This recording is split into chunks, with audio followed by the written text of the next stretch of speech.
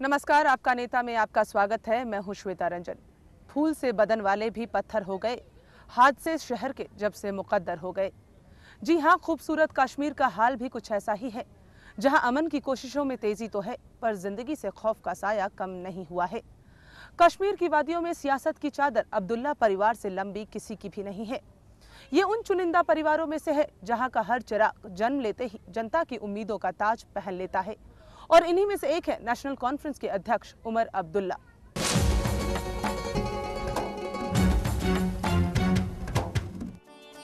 उमर अब्दुल्ला का नाम उन युवा राजनेताओं में शुमार है जिनसे बेहतरी को लेकर कुछ नया किए जाने की उम्मीद है।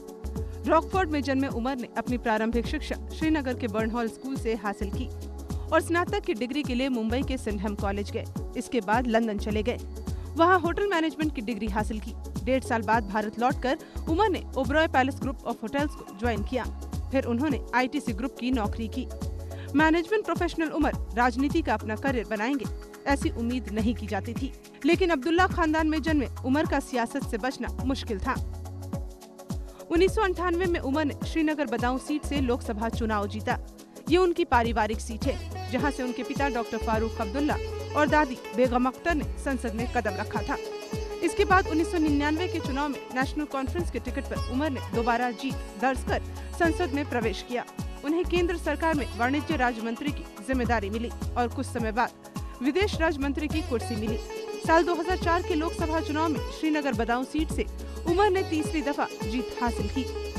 जम्मू कश्मीर के पिछले विधानसभा चुनाव में उन्होंने गांदरबल सीट से किस्मत आजमाई, मगर मतदाताओं ने उन्हें नकार दिया। उमर अब्दुल्ला उस खानदान से हैं जिसका सियासत से लंबा नाता है, और फारूक अब्दुल्ला के बेटे होने की वजह से उनका किरदार और भी अहम हो जाता है। उमर अब्दुल्ला को एक हाई प्रोफाइल नेता माना जाता है, और वो जिस फसल को अभी काट रहे हैं उस जमीन को उनके पहले की पीढ़ियों ने बनाई है।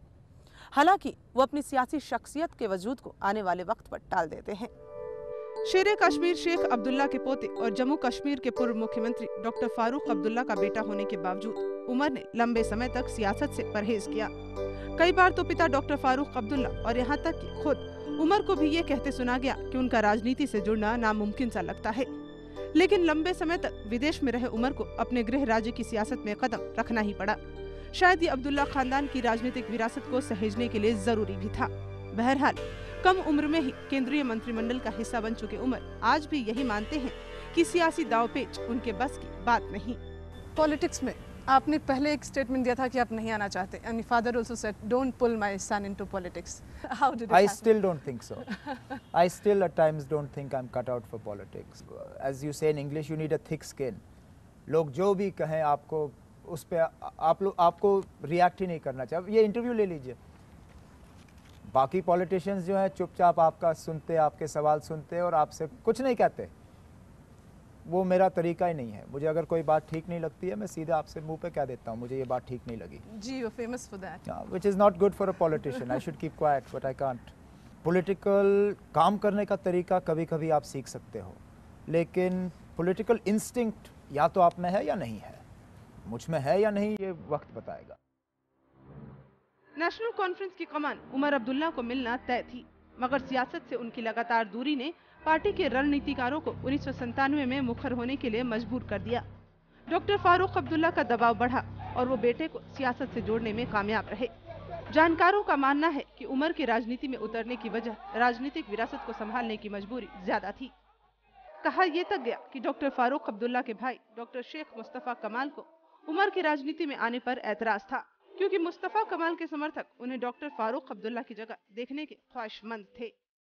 उमर अब्दुल्ला को नेशनल कॉन्फ्रेंस की कमान वारिसाना हक की तरह मिली है, लेकिन अब नेशनल कॉन्फ्रेंस को सत्ता में लाने की उनके सामने जबरदस्त चुनौती है।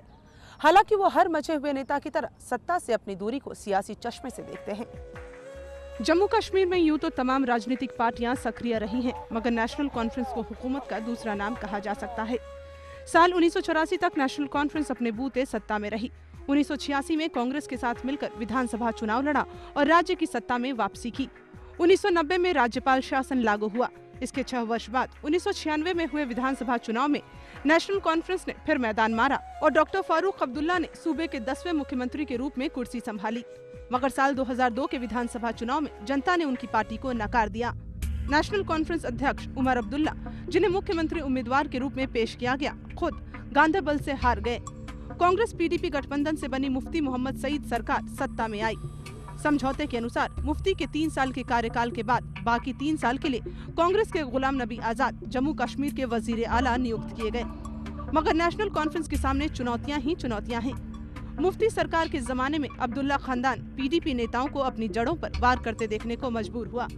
उमर अब्दुल्ला के कंधों पर नेशनल कॉन्फ्रेंस को सत्ता में पहुंचाने की जिम्मेदारी है और उनके लिए यह अभूतपूर्व स्थिति भी है, क्योंकि जम्मू कश्मीर की सत्ता से अब्दुल्ला खानदान इतना पराया कभी नहीं हुआ। आप चुनाव हार क्यों गए? ऐसा इसलिए हुआ क्योंकि हमने हुकूमत बनाने से इनकार किया। नहीं तो आप मुझे बताइए किस किताब में लिखा है कि हमने हारा है? बेशक हमने जीता नहीं, लेकिन फिर किसने जीता? सबसे ज़्यादा असेंबली में सीटें हमारी थी। अगर आज़ाद उम्मीदवारों के साथ, इंडिपेंडेंट मेंबर्स के साथ हमने हाथ मिलाया होता तो आज हमारी हुकूमत होती। लेकिन अब आज के डेट में आप क्या सोचते हैं कि पीडीपी या कांग्रेस कोई आपके लिए खतरा है? मुझे उनसे खतरा क्यों लगेगा? वो अपना काम करें, मैं अपना काम कर रहा हूँ। उन्होंने कौन सा इतना बड़ा तीर मारा है कि मुझे उनके कामकाज से। कश्मीर में सरकार चाहे कोई भी हो, उसके लिए सबसे बड़ा सवाल है आतंकवाद से मुकाबला और अमन की बहाली। उस लिहाज से मौजूदा सरकार कामयाब मानी जा रही है, लेकिन उमर अब्दुल्ला अमन की कोशिशों को अपनी पार्टी की पहल मानते हैं।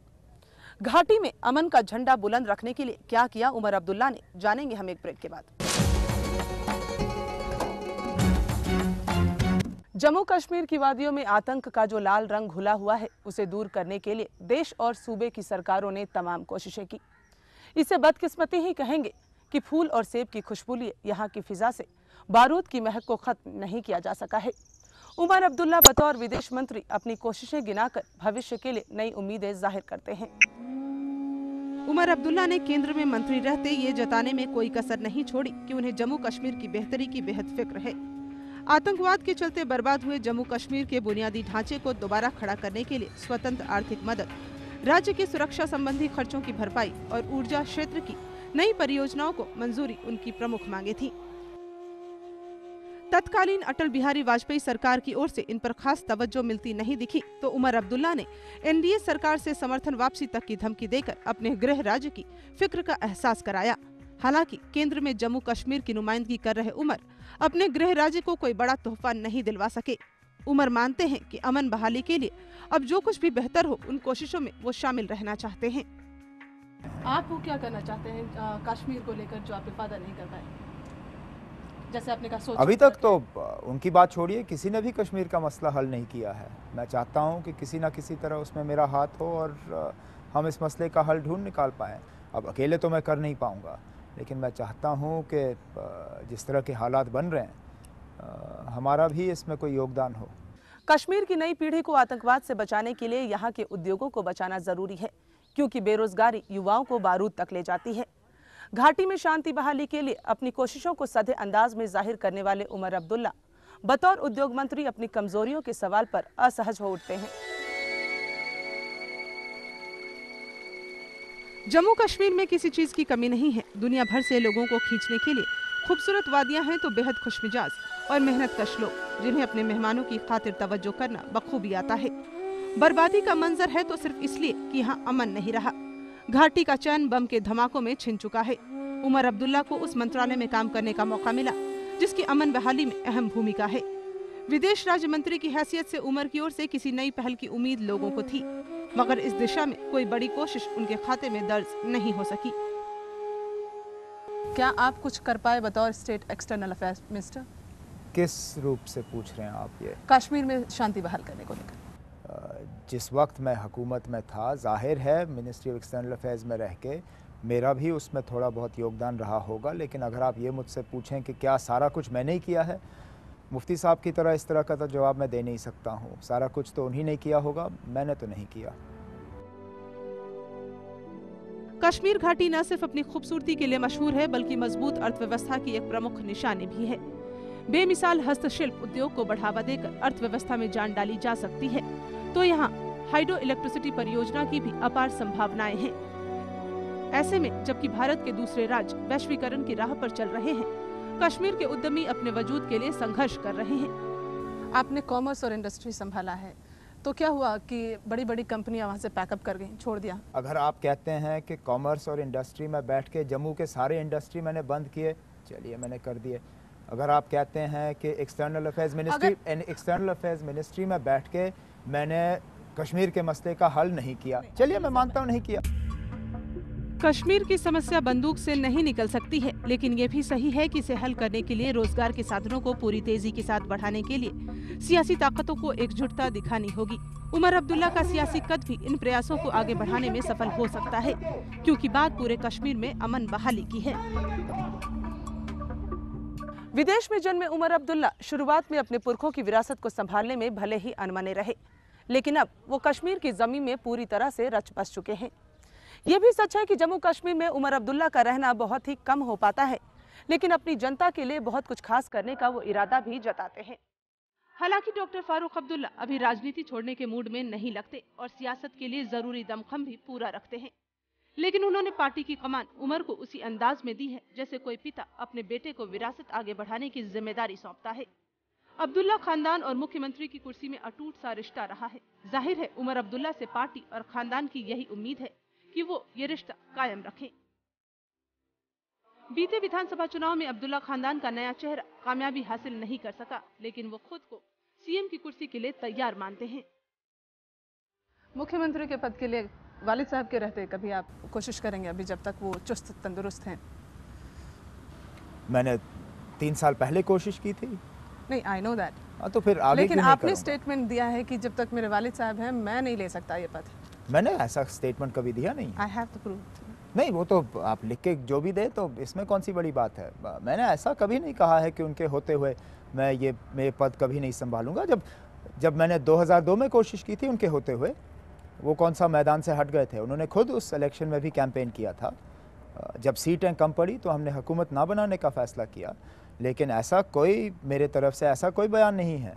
जम्मू कश्मीर में दहशतगर्दी की बारूद को ठंडा करने के लिए उठा ऑटोनमी यानी स्वायत्ता का बवंडर। उमर अब्दुल्ला का इस पर नजरिया और सरहद पार से रिश्तों में गर्माहट की उनकी कोशिशों के बारे में हम जानेंगे एक ब्रेक के बाद। जम्मू कश्मीर को ऑटोनमी की सख्त दरकार है। उमर अब्दुल्ला का यही मानना है और वो इसे घाटी में बेहतरी के लिए बेहद जरूरी होने का तर्क भी देते हैं। उमर का मानना है कि घाटी में अमन बहाली स्वायत्ता की रोशनी में ही आ सकती है। उमर अब्दुल्ला के दादा शेख अब्दुल्ला जम्मू कश्मीर को भारतीय लोकतंत्र का अंग बनाए रखने के सबसे बड़े समर्थक थे। उनके बेटे डॉक्टर फारूक अब्दुल्ला ने 90 के दशक में सूबे को स्वायत्ता की मांग उठाई। इसको लेकर तूफान खड़ा हुआ। इसके बाद काफी समय तक वो अपने प्रस्ताव को लेकर चुप रहे, लेकिन अपने पिता की तरह उमर अब्दुल्ला भी जम्मू कश्मीर को संविधान की धारा 370 के तहत जम्मू कश्मीर को स्वायत्ता देने और नियंत्रण रेखा को अंतर्राष्ट्रीय सीमा में बदले जाने के पक्ष में हैं।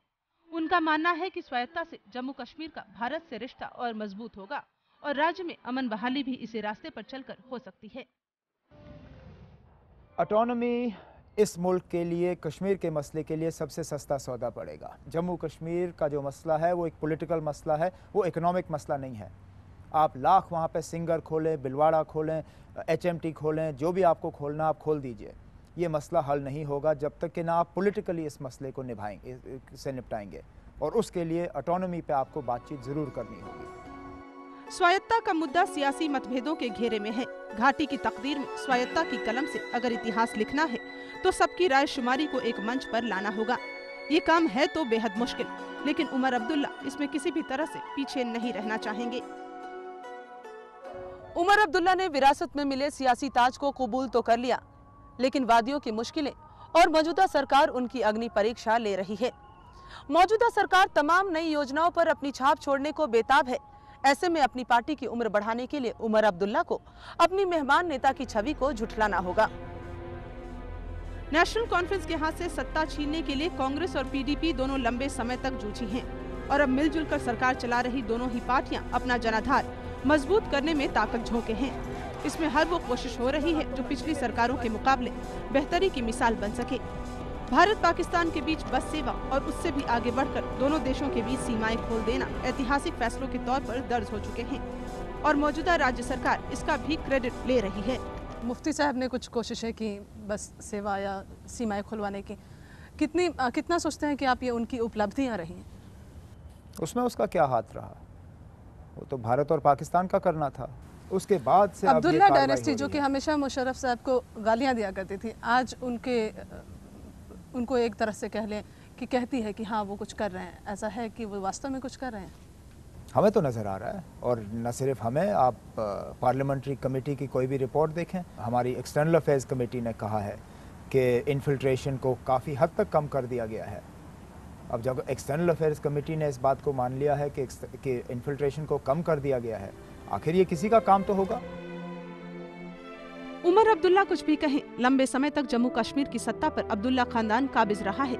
ऐसे में सूबे की हालत पर जवाबदेही भी सबसे ज्यादा नेशनल कॉन्फ्रेंस की ही बनती है। अब्दुल्ला खानदान के युवा तुर्क उमर को भी ऐसे सवालों का सामना करना पड़ रहा है। अभी से उमर अब्दुल्ला का मिजाज ही कहना ठीक होगा कि वो जहां उपलब्धियों को गिनवाने में यकीन नहीं रखते, तो विरोधी दल की सरकार की कमियां गिनवाना भी उन्हें ज्यादा रास नहीं आता। वो मानते हैं कि जनता खुद फैसला लेगी।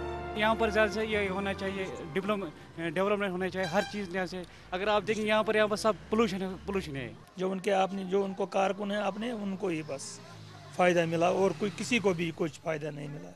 अगर हर स्टेट की बात की जाए तो प्रोग्रेस देखने को मिल रहा है, लेकिन कश्मीर में ऐसा नहीं है। ये सवाल तो पिछले 3 साल के लिए आपको मुफ्ती साहब से करना होगा, और पिछले 1 आध महीने के लिए आपको आज़ाद साहब से करना होगा। इस सवाल का जवाब मैं नहीं दे सकता हूँ। अब्दुल्ला डायनेस्टी जिसके ऊपर बहुत ज़्यादा निर्भर किया कश्मीर के लोगों ने, क्या आप लोगों की कोई जिम्मेदारी नहीं बनी? जिन परिस्थितियों में हमारी जमात ने, हमारी पार्टी ने हुकूमत संभाली, 96 के इलेक्शन के दौरान जो हालात थे, और जिन हालातों में हमने जम्मू कश्मीर की रियासत को छोड़ा, ज़मीन आसमान का फ़र्क था। चाहे आप गवर्नेंस के हिसाब से देखें, चाहे आप वायलेंस के हिसाब से देखें, चाहे आप डेवलपमेंट के हिसाब से देखें, आज भी अगर आप जम्मू कश्मीर को कंपेयर करें तो काफ़ी स्टेट से ज़्यादा आगे हमने प्रोग्रेस किया है। उमर अब्दुल्ला के पिता डॉक्टर फारूक अब्दुल्ला के विरोधी उन्हें मेहमान नेता कहते हैं, यानी ऐसा नेता जो जनता के बीच कम ही जाता है। शायद इसकी वजह यह हो कि नेशनल कॉन्फ्रेंस का जम्मू कश्मीर की सत्ता पर दावा स्थायी सा हो गया था। डॉक्टर अब्दुल्ला के लिए सियासत का दौर भले आरामदेह रहा हो, मगर आज राज्य में विपक्षी दलों की सरकार है। सत्ता में वापसी के लिए कहीं ज्यादा मेहनत की दरकार है। नेशनल कॉन्फ्रेंस के लिए जरूरी है कि वो लोगों के साथ उनकी दिक्कतों को लेकर जमीनी संघर्ष करे, और इसमें उमर अब्दुल्ला की सक्रियता सबसे ज्यादा मायने रखती है। बदले वक्त में पैदा जरूरत के मुताबिक वो इस मोर्चे पर डटे तो हैं, लेकिन समर्थक उनसे विपक्षी नेता के तौर पर कहीं ज्यादा जमीनी मेहनत की उम्मीद रखते हैं। आपके ऊपर एलिगेशंस हैं कि आप एक नॉन रेजिडेंट चीफ मिनिस्टर के सन हैं। वो तो आपकी राय है, ठीक है। I don't agree with it. जिन हालातों में मुझे काम करना पड़ता है, जिन हालातों में मुझे रिप्रेजेंट करना पड़ता है, जिस तरह का मेरा शेड्यूल और प्रोग्राम रहता है, मैं उन हालातों में आज भी मानता हूं कि मैं काफ़ी सारा वक्त जो है कश्मीर में बिताता हूं। ताल्लुक है उमर का उस खानदान से जिसकी रग रग में राजनीति बसी है, लेकिन उमर अपने आप को अपने वालिद डॉक्टर फारूक अब्दुल्ला से भिन्न मानते हैं। उमर ये भी मानते हैं कि वो अपनी सोच के जरिए कश्मीर की आवाम को वो सब कुछ दे पाएंगे जिसकी उम्मीद वहाँ के लोग दशकों से लगाए बैठे हैं। जब आपका नाम आता है तो जाहिर सी बात है आपके फादर का नाम आता है। हमारा ये मानना है कि आप में और उनमें कुछ ज़्यादा फ़र्क नहीं है, क्योंकि उनको भी सियासत विरासत में मिली, आपको भी मिली, लेकिन आप अपने आप को उनसे अलग कैसे पाते हैं? बेशक हमारा खून एक है, हम एक ही जगह से ताल्लुक़ रखते हैं, ज़िंदगी भर में उनके साए में रह चुका हूँ, लेकिन हमारा सोचने का तरीका अलग है, कुछ हद तक काम करने का भी तरीका अलग है। हाँ, कुछ सियासी जो हमारी जो सोच है वो मिलती जुलती है, लेकिन एक जनरेशन गैप भी होता है। हर खानदान में बाप और बेटे में फ़र्क होते हैं। आमतौर पर कहा जाता है कि उमर अब्दुल्ला का पारा उबाल पर रहता है, लेकिन सरहद पार की अंतर्राष्ट्रीय समस्या को सुलझाने के लिए उनका जोर संगीनों को किनारे रखने पर है। घाटी के लिए नासूर बन चुके इस मामले को सुलझाने के लिए उनके पास बेहद सहज अंदाज में तर्क भी हैं। उमर अब्दुल्ला के साथ अपने दादा और वालिद की सियासी कामयाबियां हैं, तो जम्मू कश्मीर में अब्दुल्ला खानदान की तमाम नाकामयाबियों के निशान भी उन्हें ही धोने हैं। अपने अंदाज को लेकर वो भले अपने वालिद के करीब नजर आते हैं, मगर उनमें उस जज्बे की कमी नहीं है जो नए खून की पहचान होता है। उमर किसी भी युवा की तरह कुछ नया करने की सोच रखते हैं। उनकी निगाह में सिर्फ बातचीत के जरिए ही घाटी में अमन बहाली हो सकती है। यहाँ पैसे से बात नहीं बनेगी, यहाँ बंदूक से बात नहीं बनेगी, यहाँ रेल से बात नहीं बनेगी, यहाँ हवाई अड्डे से बात नहीं बनेगी। कश्मीर एक सियासी मसला है और एक सियासी मसले के लिए एक सियासी हल की जरूरत है। डॉक्टर फारूक अब्दुल्ला को हमेशा उस सियासी खेमे के नजदीक खड़ा पाया गया जो केंद्र की सत्ता पर काबिज हो। एनडीए से उनका जुड़ाव जरूर चौंकाने वाला रहा, क्योंकि इसकी अगुवाई वो बीजेपी करती है जिस पर सांप्रदायिक राजनीति करने का आरोप है। उमर को एनडीए में शामिल होने की बदौलत ही केंद्र में 2 बार मंत्री बनने का मौका मिला, लेकिन उन्हें इस बात का बखूबी एहसास है कि बीजेपी के साथ नाम जुड़ना उनकी पार्टी के लिए नुकसानदेह है। सत्ता के लिए समझौतों में कल क्या होगा पता नहीं। फिलहाल राजनीति के इस नए खिलाड़ी का अंदाज़े बयां कुछ यूं है। आपने बीजेपी के साथ हाथ मिलाया था। मैं बार बार आपसे कह रहा हूं, मैंने एनडीए के साथ हाथ मिलाया। चलिए, देखिए ये फर्क नहीं, आपको फर्क मानना होगा, आपको ये फर्क मानना होगा। बीजेपी का 370 का एजेंडा है, राम मंदिर का एजेंडा है, कॉमन सिविल कोड का एजेंडा है। एनडीए का ये एजेंडा नहीं था, ये आपको मानना होगा। नहीं, चूंकि मैं ये सवाल इसलिए बार बार बीजेपी करके कह रही हूँ क्योंकि वाजपेयी जी थे, आडवाणी। वाजपेयी जी बीजेपी के प्राइम मिनिस्टर नहीं थे, वाजपेयी जी एनडीए के प्राइम मिनिस्टर थे। अगर वो अकेले बीजेपी के प्राइम मिनिस्टर होते, हमने कभी उनके साथ हाथ नहीं मिलाया होता। सियासत की विरासत को संभालने की जिम्मेदारी सूबे की सबसे बड़ी पार्टी की कमान और विपक्ष में रहकर जनता की उम्मीदों को जिंदा रखने का काम उमर अब्दुल्ला के कंधों पर है। संगठन की ताकत, पिता फारूक अब्दुल्ला का तजुर्बा और उमर का अपना जोशो जुनून इस संघर्ष में उनके साथ है। सरहद पार से बरस रही नफरत की बारूद को अपने सियासी हुनर से दोस्ती में बदलने की चुनौती, विपक्ष की कुर्सी से सत्ता के ताज तक पहुंचने का दुर्गम रास्ता और जनमानस की उम्मीदों पर खरा उतर पाने का काम उमर अब्दुल्ला के लिए आसान नहीं है तो नामुमकिन भी नहीं। इन सारे सियासी भंवर से निकलकर कैसे किनारे पर पहुंचते हैं उमर अब्दुल्ला, इसका हमें भी रहेगा इंतजार। आपका नेता में आज बस इतना ही। अगले हफ्ते फिर मिलेंगे। नमस्कार।